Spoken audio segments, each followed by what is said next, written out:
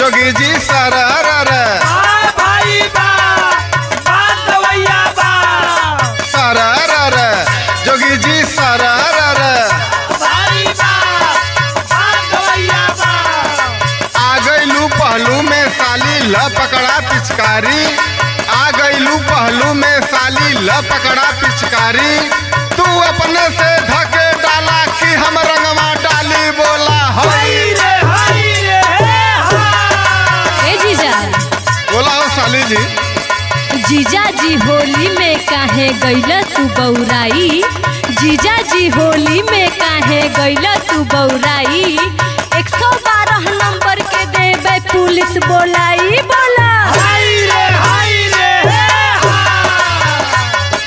सरर जोगी जी सरर भाई बा बात गवैया बा तोहरा चक्कर में गौवा के पड़े सभी लवंडा सुनत हूँ हाँ कौन सुनतानी तोहरा चक्कर में गौवा के पड़े सभी लवंडा हमारे लगे आवा होबू 5 मिनट में ठंडा बोला हाय रे तनी हमरो सुना बोला बुढ़वा जवान सब कर देखल जइबा हारी बुढ़वा जवान सब कर देखल जइबा हारी काला पड़ी लड़ाई के तो देबा मुँह जियारी बोला और सुना बोला जीजा जल्दी से डाल के छोड़ा हो पिचकारी हवे की लोड़ा हो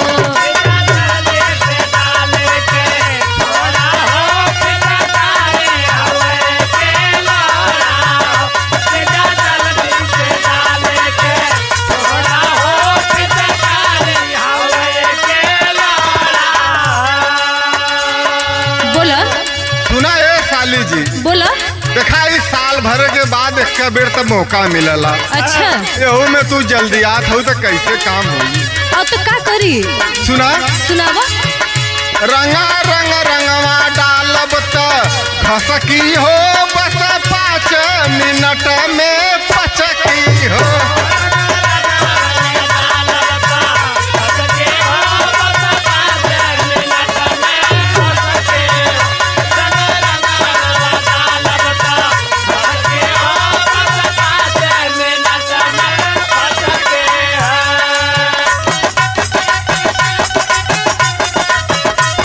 वाह वाह क्या बात है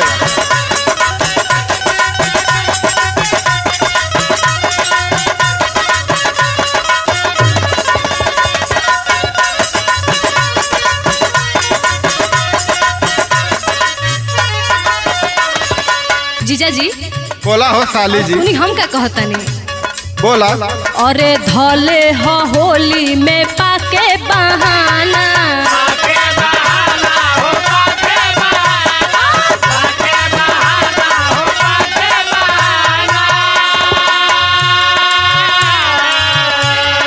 रहल तोहार बड़ा पाका निशाना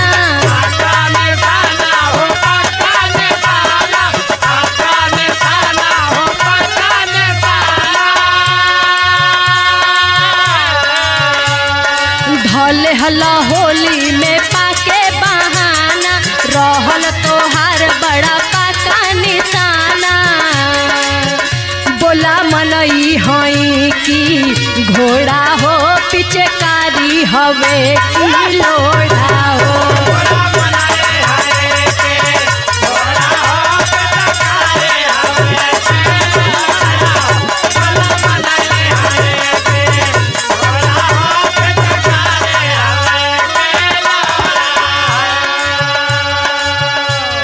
अभी फागुन में थोड़ा मोटो सहाला पतिल को सहाला अब बुढ़वन के बतैबे कैलू कि बुढ़ऊ भी भाग गईलन अच्छा लेकिन नवा 9 गंडा पुराना 10 गंडा सुना सुनावा रंग रहेला त मोटा देखाला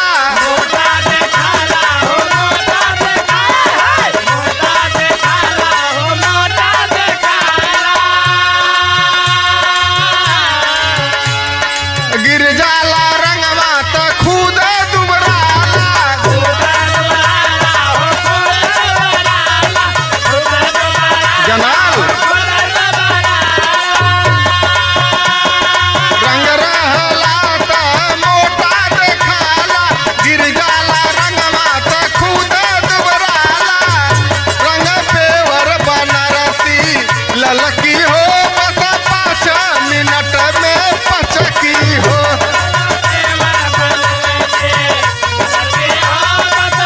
बदौलिया से ले आले खरीद के।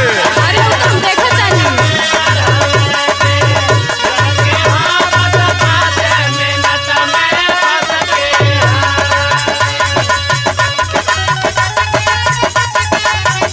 वाह वाह पंकज भैया वाह, जवाब नहीं थे तो आप।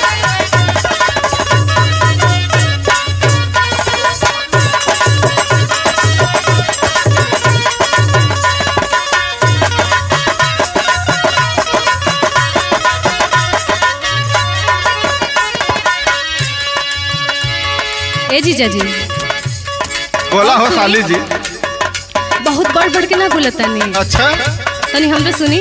बोला। आ जाई केहू तो हो जाई लफड़ा।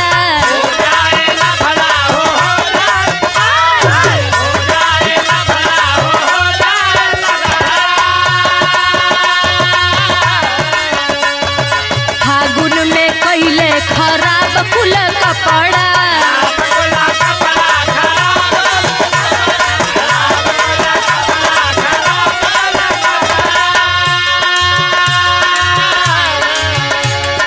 आ जाई केहू तो हो जाई लफड़ा। फागुन में कैला खराब कुल कपड़ा। ससुरारी में खा जइब कोड़ा हो। पिचकारी हवे की लोड़ा हो।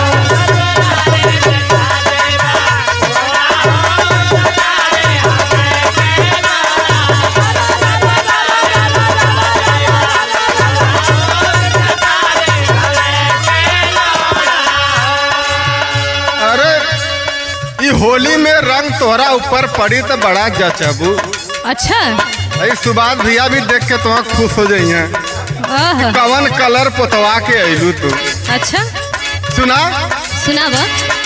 जल्दी से पोछा निकल जा तू घरवा।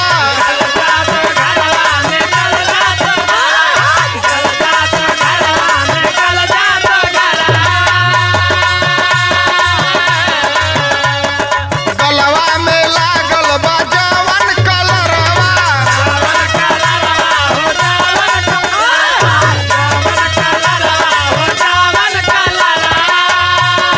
सुनत हूँ ना।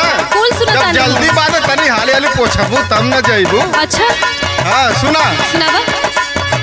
जल्दी से पोछा निकल जा